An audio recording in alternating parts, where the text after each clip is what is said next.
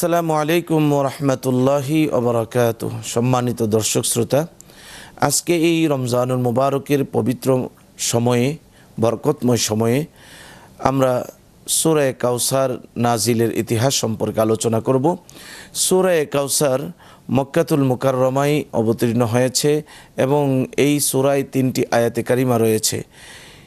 এই সূরার নাজিলের প্রেক্ষাপট সম্পর্কে হযরত আনাস রাদিয়াল্লাহু তাআলা আনহু বলেছেন, রাসূলুল্লাহ সাল্লাল্লাহু আলাইহি ওয়াসাল্লাম একদিন আমাদের মাঝে তশরিফ আনলেন। একটু পরেই তার মধ্যে তন্দ্রা ভাব চলে আসলো।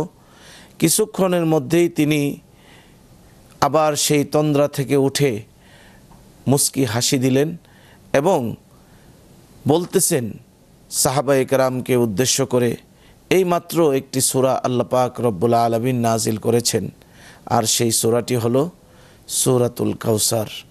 ইন্না আতাইনা কাল কাউসার ফাসাল্লি লিরাব্বিকা ওয়ানহার ইন্না শানিআকা হুয়াল আবতার। আল্লাহ তাআলা আমাদেরকে এই সূরা নাজিলের ইতিহাসটুকু বোঝার তৌফিক দান করুন।